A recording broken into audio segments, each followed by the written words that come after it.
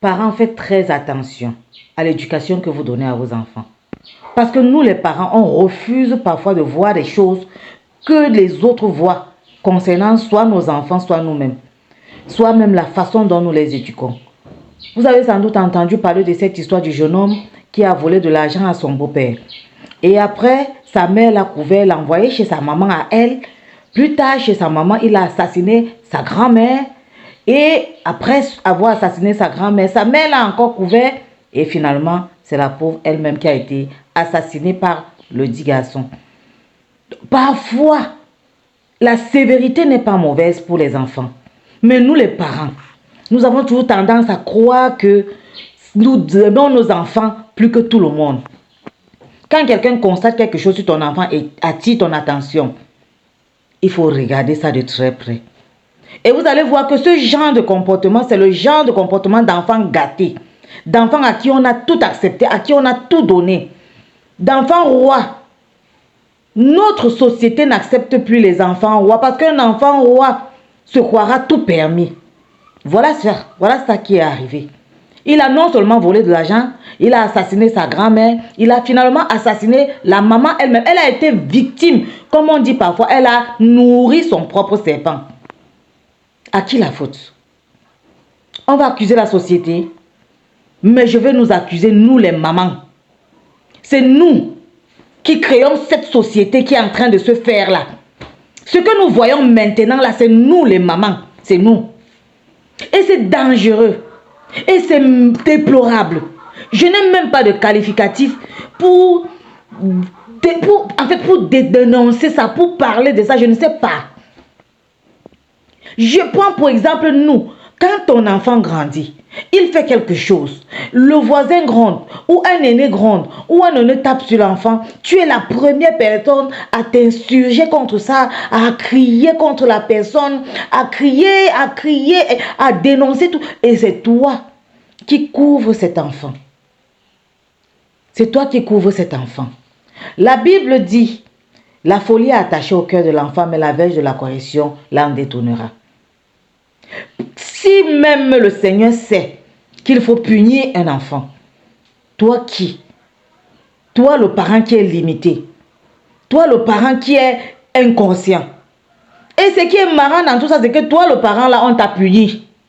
Si tu es ce que tu es aujourd'hui, c'est parce que tu as eu des parents sévères. C'est pas parce qu'un parent est sévère que ça veut dire qu'il n'aime pas son enfant. Et c'est pas parce qu'un voisin, un aîné, un papa, un autre père, un enfant, et c'est pas parce qu'un parent autre que toi va punir ou gronder ton enfant que ça veut dire qu'il n'aime pas ton enfant. Non, il aime ton enfant. Peut-être même plus que toi. Même si je sais, c'est pas peut-être possible, mais il aime ton enfant. Mais toi, pour toi, tout est mauvais. Tu lui donnes tout. Tu acceptes tout. L'enfant, c'est l'enfant. Il y a des enfants qui font la loi dans la maison. Mais où va le monde? La société africaine est devenue plus occidentale que la société occidentale elle-même. Nous sommes occidentalisés à l'extrême. Dans notre société, c'est toute la communauté qui éduquait un enfant. À une époque, quand une maman, quand toi la jeune fille, tu marchais dans la rue, hein, tu causais même avec un jeune homme, la maman, la voisine, la maman du quartier te grondait plus que... Tu avais plus peur d'elle que de tes parents, de ta maman. Et si la maman, ou alors, si tu avais un problème avec ton camarade en classe, et que le camarade te dit, je vais aller dire ça à ta mère, mais tu le suppliais, tu courais derrière lui ou elle en suppliant. Hein? Tu courais derrière ce camarade-là en suppliant, pardon, ne va pas dire ça à ma mère, pardon, ne va pas dire ça à ma mère. Mais aujourd'hui, dès que tu vois un enfant en train de commettre une faute, tu punis l'enfant, c'est le parent qui est le premier à venir se plaindre, à être l'avocat défenseur du diable. Je vais nous relater une petite histoire. Une maman, un jeune homme un jour a filmé ses parents en train de faire l'amour.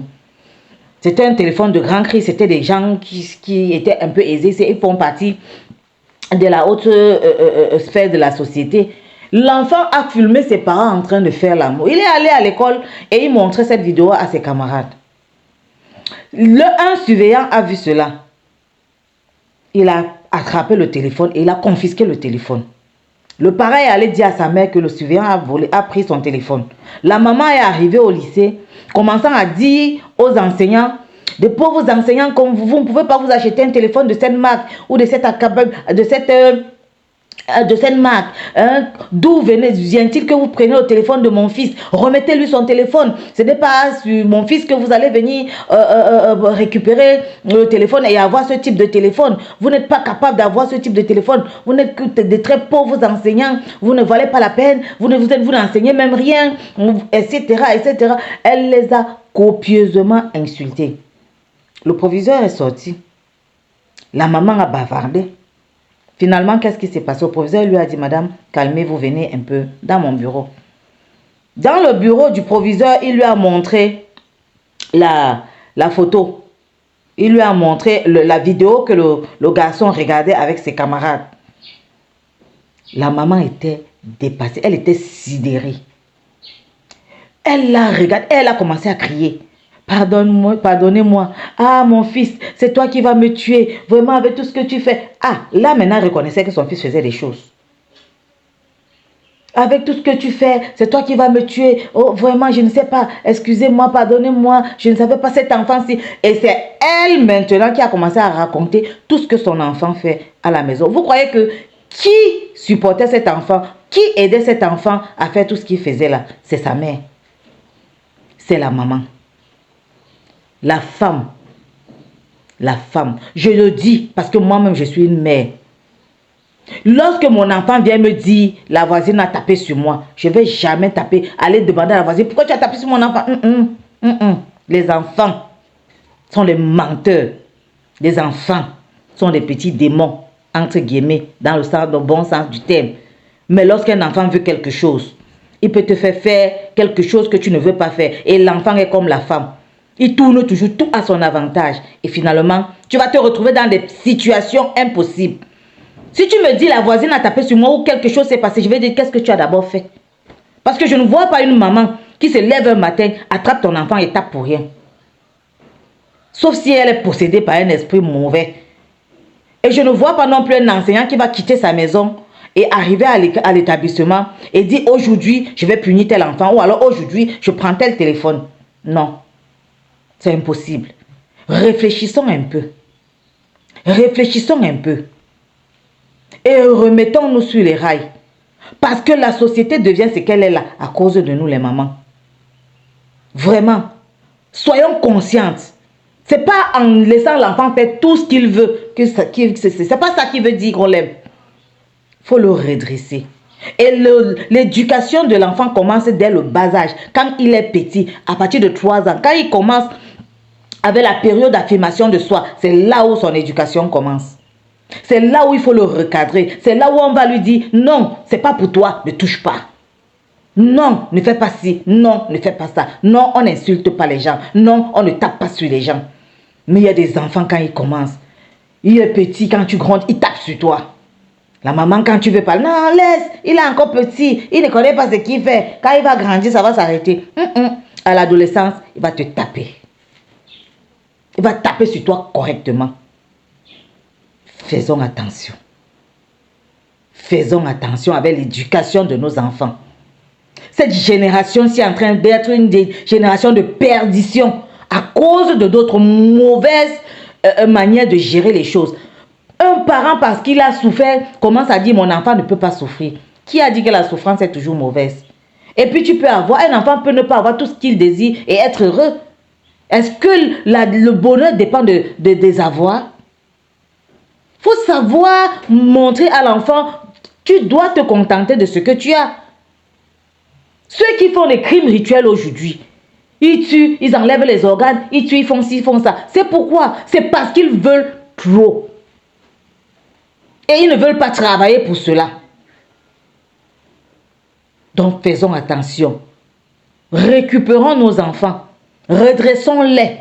Montrons-leur le bon chemin. En commençant par formater nous-mêmes nos cerveaux et nos façons de penser. Ce n'est que de cette façon-ci que nous pourrons récupérer nos enfants. Et la Bible dit, instruis l'enfant dans la voie de la sagesse Et lorsqu'il sera grand, il ne s'en détournera point. Montrez la route de Dieu à l'enfant. Montrez le chemin de Dieu à l'enfant. C'est le seul chemin qui pourra un peu le recadrer et qui pourra même parfaitement le recadrer si vous-même vous êtes chrétienne pratiquante. Montrons le chemin de Dieu aux enfants. Montrons le chemin de Dieu aux enfants. Et soyons nous-mêmes des exemples pour eux. Parce que si tu n'es pas un exemple pour ton enfant, tout ce que tu vas lui dire là ne servira à rien. Si toi-même tu es une querelleuse, une personne qui discute avec tout le monde au quartier, une personne qui fait toutes sortes de problèmes, ton enfant sera comme toi. Ne te dérange pas, il sera comme toi. Parce que tu lui montres le bon exemple. Oui, il va être ce que tu es. Faisons attention. Ça, c'était mon coup de gueule. Que le Seigneur nous aide réellement à pratiquer ses commandements. Qui nous aide dans l'éducation de nos enfants. Parce que l'éducation des enfants, ce n'est pas seulement ça. C'est que tu éduques, tu donnes les conseils et tu pries. Tu pries parce que tu ne vas pas marcher partout où les enfants là sont. Là où ils vont, partout où ils vont. Tu ne peux pas être partout avec eux. Tu pries. Tu pries. Il n'y a que le Seigneur qui peut les accompagner. Il n'y a que le Seigneur qui peut les aider à avancer. Faites attention. Vraiment que le Seigneur nous aide.